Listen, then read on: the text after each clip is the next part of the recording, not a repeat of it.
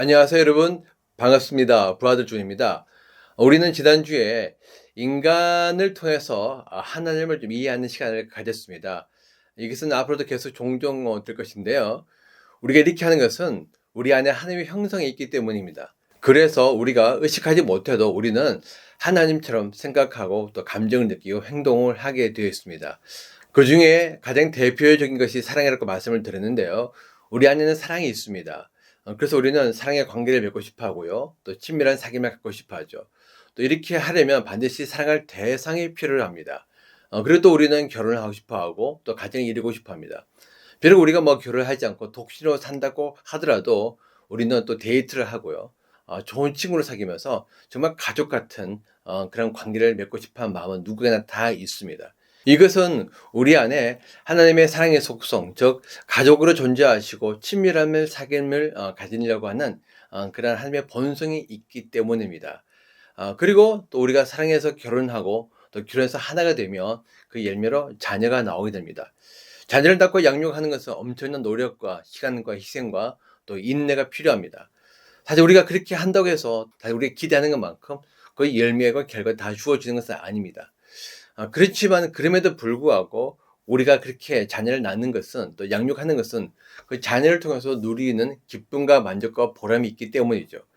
그래서 부부는 결혼을 할 때 가족회의를 하고 또 자녀 계획을 세웁니다. 사실 이거는요, 고생을 계획하는 것과 같습니다. 근데 이것이 바로 사랑의 특징이죠.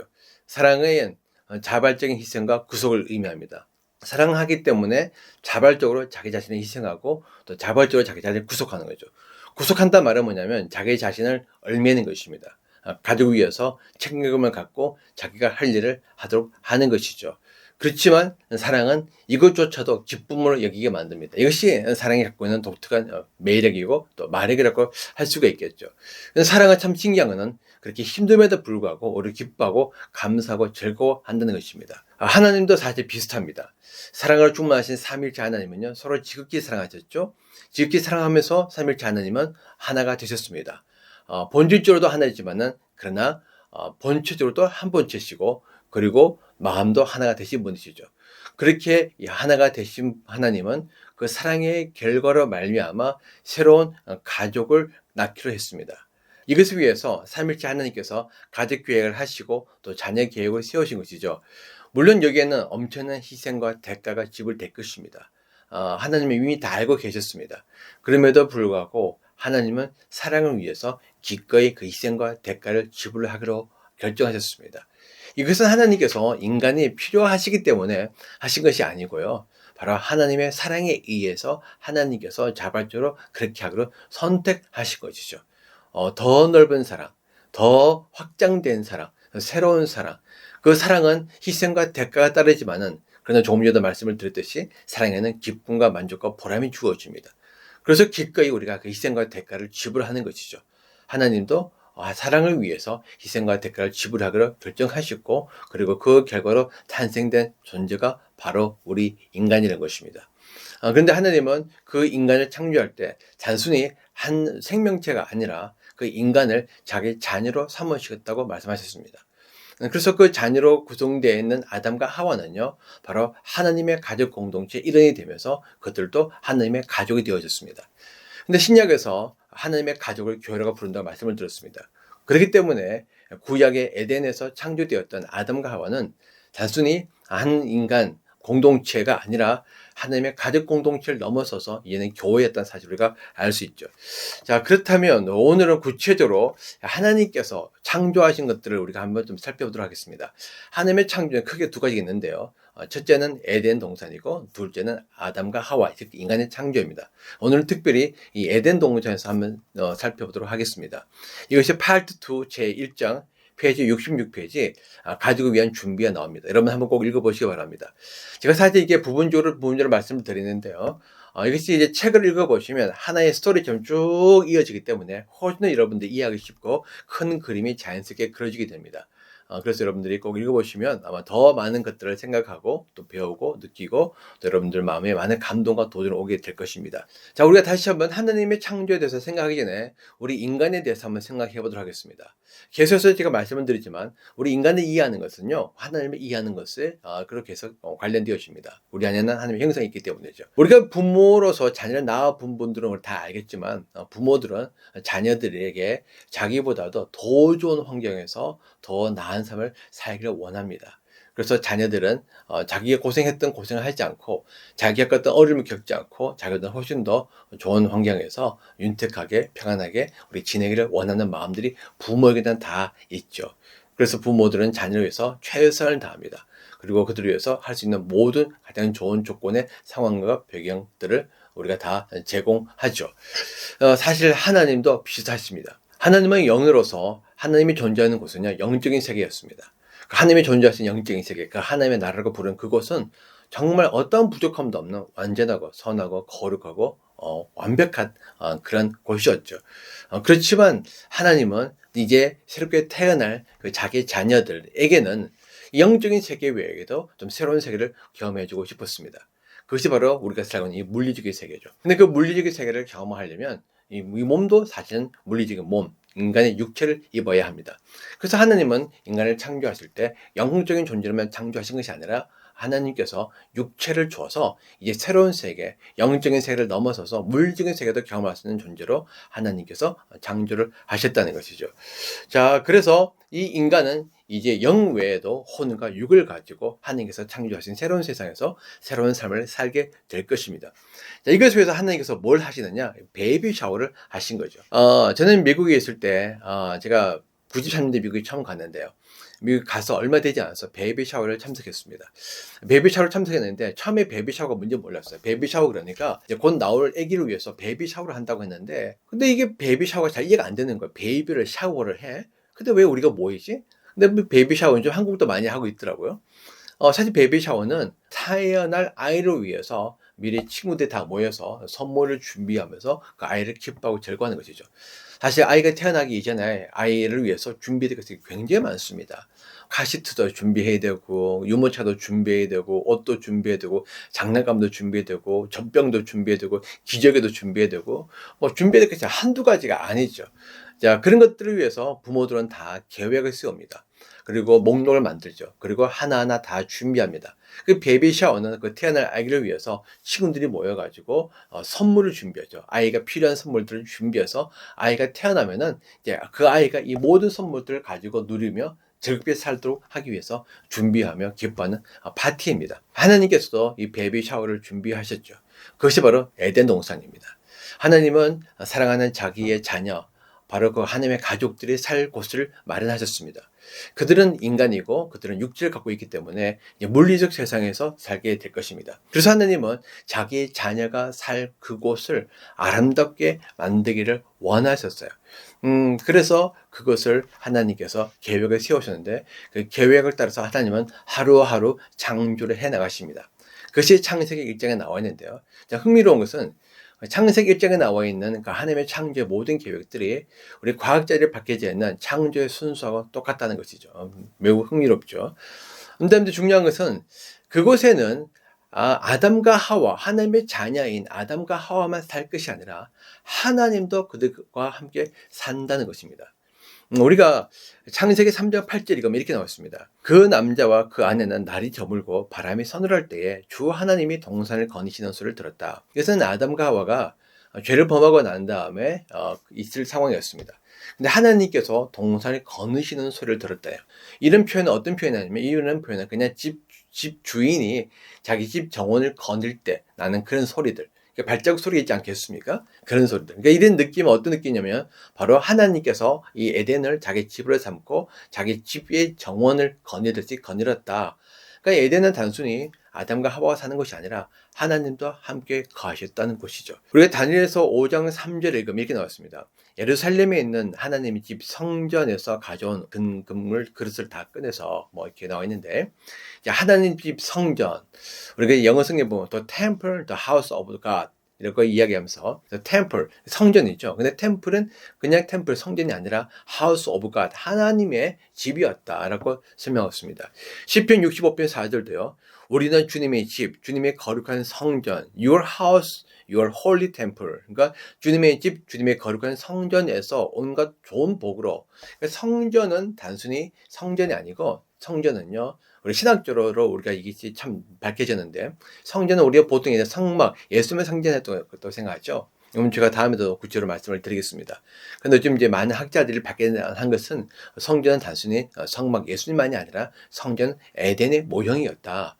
하나님께서 에덴이 어떤 것인지 보여주기 위해서 작은 모형으로 지은 것이 바로 성막이었던 것이죠. 그리고 성막은 나중에 또 성전으로 이어지게 됩니다. 아무튼 그 성막이나 성전은 하나님이 임재하는 곳이고 또 제사를 드리는 곳이고 또 하나님 만나는 곳인데 그것의 핵심적인 의미는 뭐냐면 바로 에덴을 상징한다는 것이죠. 근데 그 성전이 어떤 것으로 나와 있죠? 바로 your house, 주님의 집, 하나님의 집이라는 것입니다. 그러니까 하나님은 에덴을 아담과 하와가 사는 곳으로만 생각하는 것이 아니라 하나님은 그곳에 나도 아담과 하와와 함께 갈 거야. 왜냐하면 아담과 하와는 하나님의 자녀였거든요. 하나님의 가족이잖아요. 어느 부모가 아이를 낳고 난 다음에 아이들끼리 혼자 살도록 내버려 두겠습니까? 그 아이들에게는 양육이 필요합니다. 아담과 하와도 완전한 존재였지만 양육이 필요했습니다. 하나님에 대해서 세상에 대해서 알아야 될 것들이 너무나 많았죠. 그래서 하나님은 그 자녀를 돌보기 위해서 하나님께서 그들과 함께 그곳에 머무기로 결정하셨습니다. 따라서 에덴은 아담과 하와가 머물렀던 아담과 하와의 집이기도 하고요. 하나님께서 그들을 양육하고 그들과 함께 지내기 위해서 하나님이 머무셨던 하나님의 집이기도 하였다는 사실이죠. 그렇기 때문에 하나님께서 이 에덴을 지었을 때 얼마나 신경 써서 지었겠습니까? 우리가 애들을 위해서 물건 하나 살 때도 얼마나 신경 쓰고 고민하고 우리가 준비합니까? 그렇죠? 뭐 베이비 샤워 같은 거 해보신 분들, 아이를 낳아보시면 다 알겠지만은 아이를 낳기 위해서 준비해야 될 것들 한두 가지 아니고 그 목록도 정하고 또 목록도 정하고 난 다음에 제품을 고르기 위해서 수많은 제품들을 검토하고 비교하고 생각하고 고민하고 있죠. 그래서 제품을 고르고 모아서 아이들 위해서 준비하거나 하는 거거든요. 하나님도 마찬가지라는 거죠. 하나님도 이 자기의 자녀들이 살 에덴을 정말 아름답고 예쁘고 가장 좋은 것을 주고 싶은 것이 부모의 마음 아니겠습니까? 그래서 하나님도 그 에덴 동산에 있는 아담과 하와를 위해서 정말 최선의 the best를 주기 위해서 최선을 다해서 하나님께서 만드신 집이 바로 에덴이었다. 그리고 그렇게 만드신 집을 보면서 하나님께서 기뻐하셨어요. 부모들은 압니다. 그 물건들 하나하나 준비하는 것이죠. 물론 시간도 걸리고 돈도 걸리고 신경 써야 될 것이 한두 가지 아닙니다. 피곤하기도 해요. 그렇지만 그거 하나하나 준비할 때 그 준비하는 기쁨과 즐거움이 있거든요. 그래서 그 즐거움이 사실은 모든 피곤함을, 그 다음에 지침을, 또 가끔 짜증도 나지만 그것을 다 상쇄시켜 버립니다. 하나님도 마찬가지였습니다. 매일매일 하나님께서 창조하시고 난 다음에 보시기에 좋았더라. 이 말은 뭐냐면 보시기에 매우 만족스럽고 기뻤다는 것이죠. 왜? 하나님께서 사랑하는 자녀를 위해서 마련해놓은 그 집이 하나하나 완성되는 과정들을 보면서 하나님의 마음에 기쁨이 막 차오르는 것입니다. 하나님의 계획대로 집이 잘 완성되고 있었다는 것이죠. 그런데 우리가 이렇게 집을 지을 때 하나님께서 그냥 하신 것이 아니라 하나님의 세 번 하나님이 유기적으로 협력해서 집을 지었음을 우리가 알 수 있습니다. 저는 이제 제가 지난번에 말씀드렸듯이 저는 건축을 전공했거든요. 그래서 이게 하나님의 창조 과정을 보면 꼭 건축가들이 집을 짓는 것과 비슷한 것을 제가 느끼게 됩니다. 하나님은 지혜로운 건축가처럼 이제 계획을 세우시고 그 계획에 따라서 하루하루 집을 지어 나가셨죠. 매일매일 단계적으로 집을 지어 나가셨습니다. 근데 그렇게 집을 지어 나간 과정들에 대해서 사실 이제 이사야서를 보게 되면 이제 몇 가지 설명들이 있습니다. 이사야 40장 26절 읽으면요.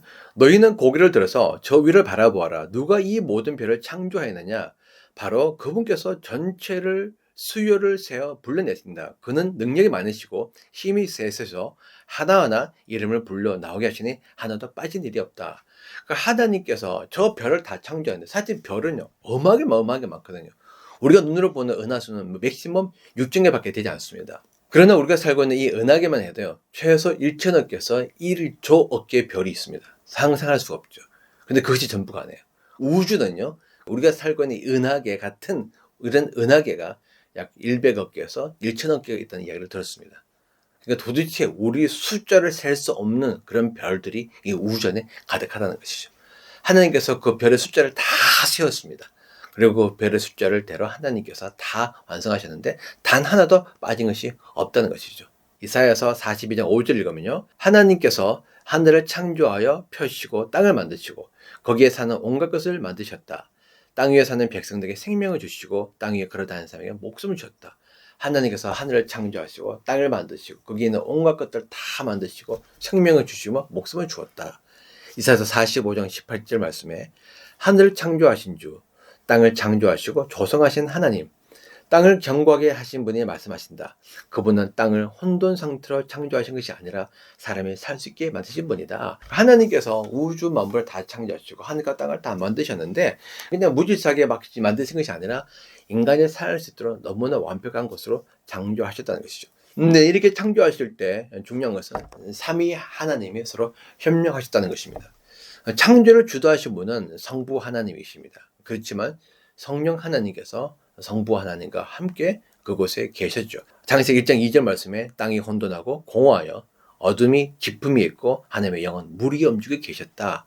창세기 1장의 첫 창조하는 그날이었습니다. 하나님이 창조를 하고 계신데 성령님도 그 옆에서 같이 하고 계시면서 하나님을 돕고 응원하고 그리고 기뻐하고 계셨다는 것이죠. 창세기 2장 7절 읽으면 주 하나님이 땅에 흙으로 사람을 지으시고 그의 코에 생명의 기운을 불어넣으시니 사람이 생명체가 되었다. 저는 이 구절에 대해서 신학자들 여러 가지 해석이 있고 또 해석에 따라 약간 논란이 있긴 있지만 이 성경 구절이 주는 의미 중 하나가 뭐냐면 하나님께서 인간을 창조하실 때 성령도 우리 인간에게 들어오셨다고 저는 개인적으로 생각합니다. 이거는 제가 다음 주에 더 자세하게 말씀을 드리도록 하겠습니다. 아무튼 하나님께서 인간을 창조하실 때 성령께서 우리 인간에 들어오셨다는 것이죠. 하나님께서 성령님에게 부탁하십니다. 성령님, 우리 인간에게 우리 자녀된 아담과 하와에게 들어가셔서 그들 안에 머물러 주십시오. 그래서 성령님께서 그들 안에 계시고 그들은 성령 안에 있게 될 것입니다. 우리가 하나이듯이 성령님을 통해서 그들은 우리와 하나가 될 것입니다. 성령님께서 기뻐하시면서 들어가신 거죠. 근데 성령님만 들어가신 것이 아니라는 것이죠. 골로새서 1장 16절 17절 읽으면요. 예수님도 창조에 함께 하신 것을 볼 수 있습니다. 만물이 그분 안에서 창조되었습니다. 하늘에 있는 것들과 땅에 있는 것들, 보이는 것들과 보이지 않는 것들, 왕권이나 주권이나 권력이나 권세나 할 것 없이 모든 것이 그분으로 말미암아 창조되었고 그분을 위하여 창조되었습니다. 성경 보면 만물이 예수님 안에서 창조되었다 나옵니다. 여기에서는 그분은 바로 예수님을 의미하는 거거든요. 보이는 것들, 보이지 않는 것들, 영적인 존재도 마찬가지고요. 왕권이나 주권이나 권세나 권력이나 할 것 없이 모든 것들이 다 그분으로 말미암아 창조되었고 그분을 위하여 창조되었다. 그러니까 예수님께서 이 창조에 적극 협력하시고 주도적으로 참여하셨다는 것입니다. 그냥 먼 뒤에서 그냥 벌어만 보신 것이 아니라 하나님의 창조하셨지만 하나님과 함께 적극적으로 계획하시고 하나하나 같이 이루어 나가셨다는 것이죠. 특별히 그 요한복음 1장 2절에서 우리가 4절 읽으면 이렇게 나와 있는데 그는 태초에 하나님과 함께 계셨다. 모든 것이 그로 말미암아 창조되었으니 그가 없이 창조된 것은 하나도 없다. 창조된 것은 그에게 생명을 얻으시니. 자, 여기서 뭐라고 말하고 있습니까? 그는 바로 예수님이신데요. 예수님께서 생명체에게 생명을 주었다고 했습니다. 창조된 것은 그에게 생명을 얻었으니, 자, 모든 생명체는 그 생명이 어디서 왔느냐? 하나님이 생명체를 만드셨지만, 실제로 그 생명체, 육체가 있고, 물리적 몸이 있는데, 그리고 몸 이외에 안에 있는 그 생명을 예수님께서 직접 주셨다는 것입니다. 이렇듯 하나님도 함께 하셨고, 예수님도 함께 하셨고, 성령님도 함께 하셨어요. 세 분이 함께 협력하셨는데, 이 그런 관계를 바로 우리가 유기적 관계로 하는 것입니다. 하나님이 주도하시고 예수님이 생명을 넣으시고 성령님이 그 안에 들어가신 것입니다. 그래서 하나님의 창조, 삼일체 하나님의 창조를 완성하시는 것이죠. 자, 이렇게 우리가 가만히 보면 이 삼일체 하나님의 속성들이 창조의 모습에 계속 반영된 것을 알 수 있습니다. 사랑이고 사랑의 사귐이고 하나가 되셨기 때문에 인간이 나오시고 그리고 유기적 관계를 맺으심으로 말미암아 이 에덴을 창조하셨죠. 자, 그런데 이렇게 또 창조된 이 세상은요, 두 가지 큰 특징이 있습니다. 그것은 바로 뭐냐면 안식과 평화입니다.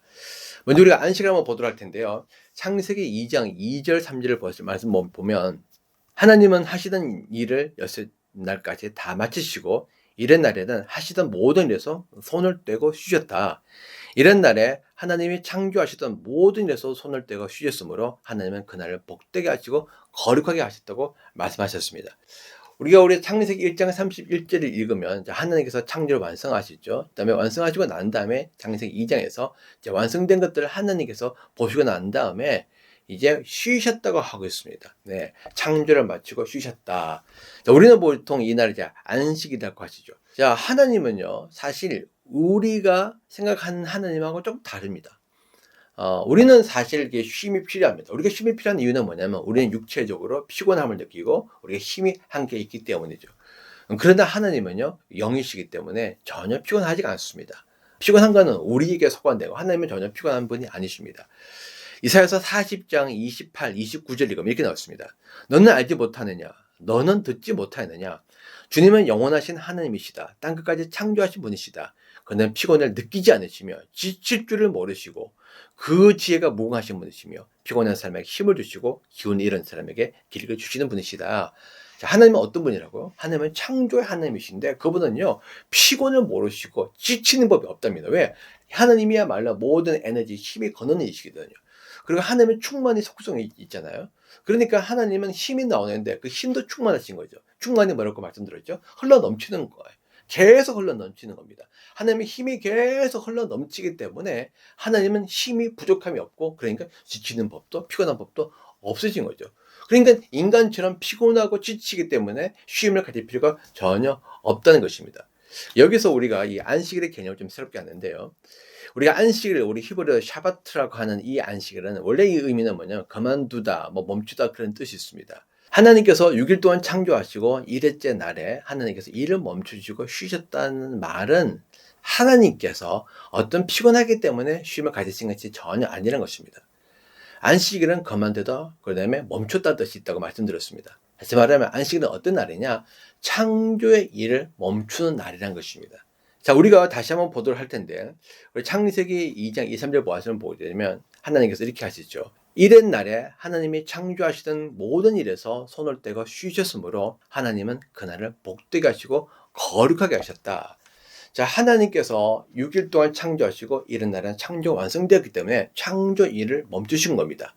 그리고 나서 이 7번째 날을 복된 날이라고 하셨고 거룩한 날이라고 하셨어요. 이 거룩한 날은 뭐 우리가 죄가 없는 그런 뜻이 아니고 이 거룩의 원래 근본적인 뜻은 구별된 날이라는 의미예요. 그러니까 하나님께서 이 날을 거룩한 날로 삼으셨단 말은 뭐냐면 이 날은 즉 구별된 날이었던 것입니다. 왜 구별되는 것이죠? 앞에 6일 동안은 창조가 진행되는 과정이었고 마지막 7일째는 창조가 완성되었기 때문에 완성된 날과 창조 계속되는 날은 구별될 수밖에 없는 것이죠. 근데 이 날은 복된 날이라는 겁니다. 왜 복된 날이죠? 하나님의 모든 창조의 플랜이 다 완성되어졌기 때문에 이제 하나님은 이 날을 하나님께서 복된 날이라고 하신 것이죠. 자, 그러면서 하나님께서 이제 창조 7일 때부터 새로운 일을 시작하십니다. 그 일은 뭐냐면 바로 보존의 일이에요. 히브리서 2장 10절 읽으면 하나님께서는 만물을 창조하시고 만물을 보존하는 분이십니다. 그러니까 하나님께서 6일 동안 창조하셨습니다. 이 창조의 일은요, 6일 동안 하신 거예요. 그렇지만 이제 7일째부터는 하나님께서 일을 멈추고 쉬운 것이 아닙니다. 하나님은 새로운 일을 하셨어요. 그 일은 어떤 일이냐? 바로 만물이 보존되는 일을 하고 계신다는 것이죠. 그러니까 그때부터 시작해서 지금까지 앞으로도 계속해서 하나님은 이 만물을 보존하는 일을 하시고 계실 것입니다. 왜냐하면 이 일을 하지 않으면 우리 보존될 수가 없거든요. 언제 해석이 날라와서 지구에 터져서 지구가 터질지 우리는 알 수 없습니다. 우리가 이렇게 계속 살 수 있는 것은 바로 하나님께서 지구를 보존하시기 때문이라는 것이죠. 자, 그러면서 하나님께서 이 7째 날을 복된 날을 했습니다. 자, 복된 날은 어떤 날이죠? 창조가 완성된 날임을 제가 말씀드렸죠. 이 완성된 날은 어떤 날입니까? 바로 하나님께서 자기가 창조한 것을 보고 즐거워 기뻐하고 누리는 날인 겁니다. 뭐 음악가나 아니면 작가나 아니면 미술가나 아니면 영화 감독도 마찬가지고 건축가도 마찬가지죠. 오랫동안 생각하고 계획하고 준비하고 헌신하고 노력해서 만들었던 그 작품들이 다 완성되고 난 다음에 그 작품들을 보면서 기뻐하고 즐거워하고 그리고 그 누리는 거예요. 집을 다 지고 나면 이제 뭐 하겠습니까? 집을 다 지으면 이제 집에 들어서 살면서 집을 기뻐하고 누리는 거죠. 즐거워하는 거죠. 그러니까 하나님께서 안식일을 정하시는데 그 안식일은 어떤 개념이냐? 일을 안 하고 쉬는 개념이 아니라 그 안식의 개념은 이제 하나님께서 창조하신 완성된 것들을 보고 기뻐하고 즐거워하고 누리는 시간이라는 것입니다. 그래서 안식일의 가장 중요한 개념은요, 기쁨과 누림이에요. 기쁨과 누림. 지금도 우리가 안식에 대해서 여러분들 많은 이제 의미가 있지만, 여러분들 안식을 정말 안식에 대한 바른 의미는 기쁨과 누림이라는 사실을 꼭 기억하시기 바랍니다. 그래서 이사야 58장 13절에 유다야, 내가 안식일을 즐거운 날이라고 부르며 주의 거룩한 날을 존귀한 날이라고 한다면, 그러니까 이 안식일이 즐거운 날이기도 하고 존귀한 날이라는 거예요. 왜? 이 안식일은 창조가 완성된 날이기 때문에. 그래서 우리는 기뻐하고 즐거워하고 또 구분되는 특별한 날인 것이죠. 또 우리가 또 중요하게 생각해야 될 건 뭐냐면, 1일째하고 6일째부터 쭉 보면은 하나님께서 창조를 마치시고 난 다음에 저녁이 되고 아침이 되니 몇째 날이 지났다라는 이야기가 나옵니다. 그런데 흥미로운 거는요, 7째 날이 지나고 난 다음에 그런 이야기가 안 나와요. 그러니까 매일매일 창조 마치고 난 다음에 저녁이 되고 아침이 되니 몇째 날이 지나, 첫째 날이 지나고, 둘째 날이 지나고, 셋째 날이 지나고, 그리고 여섯째 날까지 지났습니다. 근데 7째 날을 마치시고 난 다음에는 몇째 날이 지났단 말이 안 나온다는 거예요. 그 말은 뭐냐면, 그 7째 날이 계속 되고 있다는 것이죠. 근데 7째 날은 어떤 날입니까? 안식일이죠. 안식일은 어떤 날이죠? 하나님의 완성된 창조를 기뻐하고 즐거워하고 누리는 날이다. 그리고 하나님께 감사드리는 날이다. 다시 말하면 에덴은 어떤 날이었냐?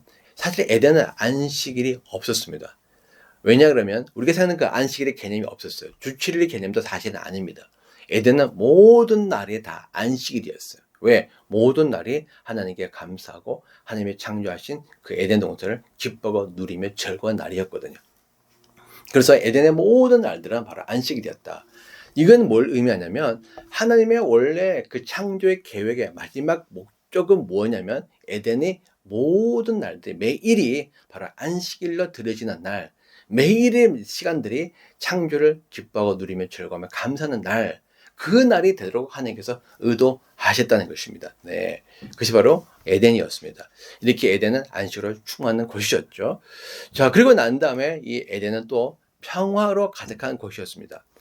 하나님께서 창조하신 에덴은요, 참으로 모든 것이 완전하고 조화롭고 안정되고 풍요로우며 아름다운 곳이었습니다. 창세기 2장 9절에서 12절 말씀에 이렇게 나와 있는데요. 주 하나님은 보기에 아름답고 먹이에 좋은 열매를 맺는 온갖 나무를 땅에서 자라게 하시고, 동산 한가운데는 생명나무와 선과 악을 알게 하는 나무를 자라게 하셨다. 강 하나가 에덴에서 흘러나와서 동산을 적시고 에덴을 지나서는 네 줄기로 갈라져서 네 강을 이루셨다. 첫째 강의 이름은 비손인데 금이 나는 하윌라 온 땅을 돌아서 흘렀다. 그 땅에는 에서 나는 금은 질이 좋았다. 보돌라라는 향료와 홍옥수와 같은 보석도 거기서 나왔다.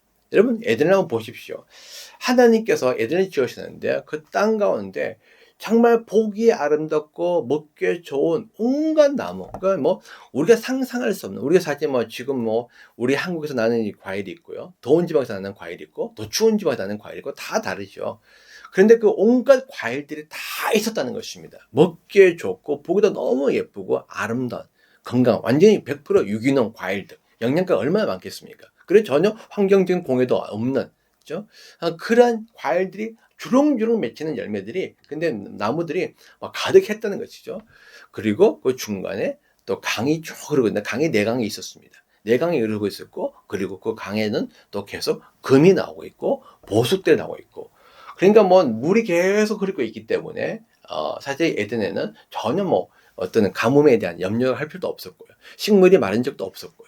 그리고 그 물을 먹으면서 나무들이 자라고, 너무나 아름답고 예쁘고 금은 보석들이 막 나와서 정말 아름답게 빛나는 곳이었다는 것이죠. 너무 찬란한 곳이었다는 것입니다. 이것이 여러분 바로 진정한 평화입니다. 성경에서 말하는 그 평화, 그 샬롬이라는 것은요, 단순히 어떤 갈등이나 분열이나 다툼이나 싸움 이런 것이 없는 것이 아닙니다. 우리는 보통 평화 그러면 싸우지 말고 다투지 말고 좀 이제 그냥 살자. 지금 우리는 이제 이 러시아와 우크라이나 전쟁 때문에 세계가 굉장히 시끄럽죠. 또 대만과 중국과의 갈등, 뭐 한국도 우리 남과 북의 핵 문제 때문에 갈등, 이런 갈등이 얼마나 많습니까?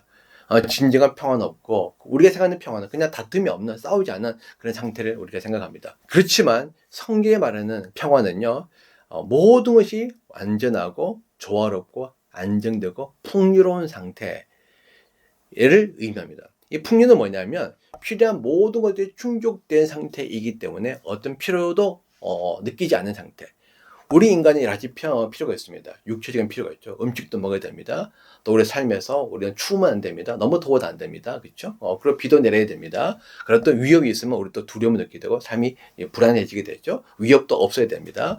그리고 우리는 인간들도 정서적으로 또 충족이 되어줘야 되기 때문에 좋은 인간관계도 필요하고요. 또 음악이나 문학이나 미술적인 것들을 통해서 우리가 또 정서적인 또 기쁨도 누립니다. 이런 모든 필요한 것들이 다 충족되는 상태. 네.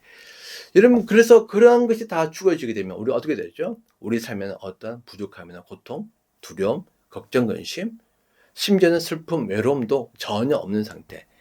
이런 상태가 바로 평화의 상태라는 것이죠. 그래서 성경에서 말하는 그 평화는요, 매우 포괄적이고 그 진정한 행복의 근원이 되어집니다. 따라서 우리가 이런 평화가 우리에게 이루어지게 되면 우리의 삶이 얼마나 행복하고 기쁘고 즐겁겠습니까? 하나님께서 에덴 동산을 지으셨는데 그 에덴 동산 이름이 기쁨의 동산이거든요. 하나님께서 에덴 동산을 지으면서 하나님 자신도 너무 기쁘셨죠. 사랑하는 자녀를 위해서 또 사랑하는 가족이 하나님도 그것이 사실 것이니까 하나님께서 지으면서 계획도 되는 모습을 너무 기뻐하셨지만은 그러나 사랑하는 자녀들도 그곳에서 살면서 정말 기뻐하기를 원하셨다는 것입니다. 정말 즐거워하기를 원하셨다는 것입니다. 그것이 하나님의 마음이었습니다. 바로 자녀를 향한 부모의 마음이기도 하죠. 그래서 하나님께서 창세기 31장 보시게 되면 창조 마치고 나면 보시기에 힘이 좋았다. 너무 만족스러운 거예요. 모든 것들이 하나님의 계획대로 다 되어졌기 때문에. 근데 이 말은 다시 말하면 이 만물이 정말 평화로운 상태. 모든 것이 안정되고 풍요로우며 질서 있고 그리고 완전한 상태에 대한 것. 이런 상태가 바로 하나님께서 창조하신 에덴의 상태였다는 것입니다. 따라서 이 우리가 안식을 누린다는 것은요, 바로 하나님의 평화의 상태가 이루어졌다는 것을 의미하게 됩니다. 즉 완전한 평화의 상태가 되어졌기 때문에 이제 안식을 누리게 되는 거예요. 그러니까 하나님의 창조의 궁극적 목적은 무엇이냐? 하나님은 우리가 하나님의 안식을 누리기 원하셨습니다. 그렇지만 그럼에도 불구하고 그 안식 앞에는 뭐가 오느냐? 평화가 와야 돼요. 하나님의 계획대로 모든 것이 완전하게, 조화롭게, 깨끗하게, 거룩하게, 완벽하게, 그리고 풍요롭게 이루어지는 그 상태겠죠. 그 상태가 되어질 때 하나님의 창조가 완성되고 완성되어질 때 이제는 우리가 그 창조를 누리게 되는 것이죠. 그 상태 바로 안식의 상태라는 것입니다. 그래서 이 평화의 상태와 안식의 상태는요, 동전의 양면과 같습니다. 완전한 평화가 이루어지게 되면 완전한 안식이 되어지고요. 그리고 완전한 안식의 상태가 되어졌다는 것은 또 완전한 평화의 상태가 되어졌다는 것을 의미합니다. 자, 그래서 우리가 성경 읽게 되면 이사야서 14장 7절 말씀에 마침내 온 세상이 안식과 평화를 누리게 되었구나. 모두들 기뻐하며 노래를 부른다. 마침내 온 세상이 안식과 평화를 누리게 되었구나. 이 안식과 평화 같이 나오죠. 이거는 나중에 종말에 하나님께서 다시 모든 것을 회복하실 그때를 의미하지만 하나님께서 완전한 상태를 다시 회복하십니다. 모든 것을 다시 한번 조화롭게 안정되게 분열이 없이 다툼이 없이 그리고 넘어서서 우리의 필요한 모든 것들이 완전하게 영원토록 충만하게 공급되는 그 상태가 되어짐으로 말미암아 우리는 다시 하나님이 주는 영원한 안식의 상태로 들어가는데 그것이 바로 종말의 특징입니다. 그래서 마침내 온 세상이 안식과 평화를 누리게 되었구나. 이 말은 뭐냐면 종말이 되면 다시 한번 하나님께서 에덴에서 아담과 하와가 누렸던 그 평화와 안식의 상태를 하나님께서 예수님을 통해서 다시 이루게 한다는 것이죠. 자, 이렇게 안식과 평화가 가득한 상태가 바로 에덴의 상태입니다. 하나님께서 이렇게 에덴이 평화의 상태가 가득하게 하신 것은 바로 하나님 자신이 평화의 하나님이시기 때문에, 다시 말하면 평화가 하나님의 속성이기 때문에 그렇죠. 자, 그래서 이사야서 9장 6, 7절 말씀이 유명한 말씀이죠. 그는 우리가 통치자가 될 것이다. 그의 이름은 놀라운 조언자, 전능하신 하나님, 영존하신 아버지, 평화의 왕이라고 불릴 것이다. 그의 왕권은 점점 더 커지고 나라의 평화도 끝없이 이어질 것이다. 그가 다윗의 보호자와 왕국에 앉아서 이제부터 영원히 공평의 정의로 그의 나라를 굳세게 세울 것이다. 뭘까 하고 있죠? 바로 예수님을 평화의 왕이라고 부르고 있습니다. 예수님이 평화의 왕으로, 왜? 하나님께서 평화로운 세상으로 만드셨지만 죄가 들어서 평화가 깨어졌기 때문에 하나님께서 예수님을 통해서 다시 하나님께서 계획하셨던 그 평화의 상태로 회복하기 위해서 예수님을 보내신다는 것이죠. 왜 그렇게 하십니까? 바로 하나님이 평화의 왕이시기 때문에, 평화로운 분이시기 때문에, 평화를 사랑하는 분이기 때문에, 평화를 기뻐하고 평화를 추구하는 분이기 때문에 평화는 하나님의 속성입니다.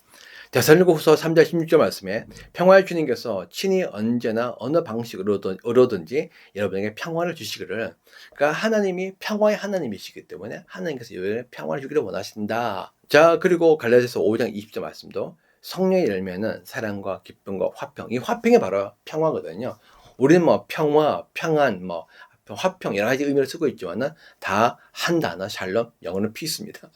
그래서 성령 열매 중에 이 평화가 있다는 말은 성령의 속성 중에 평화가 있다는 것이죠. 하나님은 이렇게 평화로운 분이십니다. 하나님은 모든 것들이 조화롭고요, 완전하시고, 그리고 너무나 아름다우시고, 그리고 모든 것이 풍요로운 분이라는 것이죠. 이런 하나님의 속성에 의해서 하나님은 에덴 동산도 그런 것으로 창조하셨다. 오늘 말씀을 마치도록 할 텐데, 사랑으로 충만하신 삼위일체 하나님은요, 사랑을 위해서 에덴을 창조하셨습니다. 그것도 서로와 협력해서 유기적 관계를 창조하셨죠. 이렇게 창조된 에덴은 평화와 안식으로 가득한 곳이었습니다. 드디어 하나님께서 사랑하는 자녀들과 함께 머무실 하나님의 집이 완성된 것이죠. 그리고 그곳에서 바로 하나님의 가족, 즉 교회라고 부르는 하나님의 가족이 그곳에 머물게 될 것입니다. 하나님은 그것을 바라보시면서 매우 기뻐하고 좋아하셨어요. 여러분, 오늘 이것을 한번 좀 깊이 묵상해 보시기 바랍니다.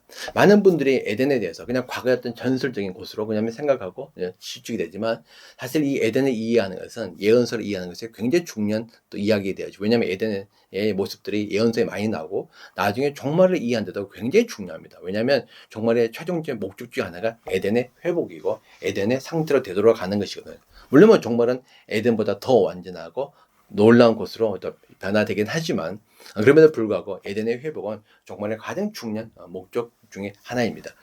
따라서 여러분들이 에덴에 대해서 여러분 깊이 한번 묵상해 보시기 바랍니다. 왜 이렇게 하나님은 에덴을 이런 곳으로 만드셨을까? 그리고 제가 짧게 말씀드렸지만 왜 하나님께서 이 에덴을 다시 회복을 원하실까? 왜 예수님께서 이곳을 그렇게 회복을 원하실까? 특별히 우리가 사도행전 3장 21절 말씀 보게 되면 예수님께서 이 땅에 재림하신 목적 중 하나가 만물의 회복을 가시는데, 그러니까 만물의 회복은 바로 이 만물이 원래 상태로 돌아가는 것. 원래 상태는 바로 에덴의 상태를 의미하거든요. 그러니까 예수님께서 다시 오신 목적이 바로 에덴의 상태로 되돌아가게 하기 위해서 오셨다는 것. 그러면 하나님은 과연 에덴이 어떤 곳이기에 이렇게 예수님을 보내셔서 재림의 목적까지 이루려고 하시는 것인가? 여러분 다시 한번 좀 깊이 생각해 보시기 바랍니다. 이 안에는 하나님이 우리에게 말씀하고자 하는 놀라운 영적 비밀들이 있고, 또 이 비밀들이 나중에 계속해서 풀려나가시는 것이 바로 성경의 스토리입니다. 제가 그래서 다음 주는 이것을 또 가지고 하나님께서 어떻게 인간을 창조하셨는지, 인간의 창조에 대해서, 하나님의 가족의 창조에 대해서 말씀을 나누도록 하겠습니다. 감사합니다. 잠깐 기도하겠습니다. 하나님 감사합니다. 하나님께서 정말 사랑으로 하나님께서 에덴을 창조하셨습니다. 하나님의 지혜와 하나님의 능력이, 하나님의 예수적 감각에 다 총동원되어져서 사랑하는 가족을 위한 집, 하나님께서 머물 그 집을 지었습니다. 하나님, 그러므로 그 에덴은 단순한 하나의 과거의 동산 정도가 아니라 사랑하는 가족들이 하나님과 함께 머물 하나님의 집이었습니다. 거룩한 곳이었습니다. 바로 하나님의 성전이었습니다. 하나님, 그런 곳을 지어주시면 감사합니다. 하나님, 이제 예수님 오실 날이 얼마 남지 않았고 예수님을 통해서 하나님 이제 그것을 회복해 하실 터인데, 하나님 그 일을 속히 이루십시오. 더불어서 하나님, 우리가 그 속에 있는 그 에덴에 담겨있는 놀라운 영적 비밀들을 더 알기를 원합니다. 에덴은 참으로 하나님의 평화가 넘쳤던 곳이고 하나님의 안식이 가득하였던 곳인데, 하나님 정말 우리가 하나님의 평화와 안식을 누리기를 원합니다. 하나님 그 완성된 그 창조의 세계를 누리기를 원합니다. 하나님 그 창조의 세계를 인도하십시오. 성령께서 그 일을 하고 계시오니 지금 그 일을 더 이루시고 예수님을 통해서 그 일을 완전하게 완성하십시오. 예수님 이름으로 감사하며 기도합니다. 아멘.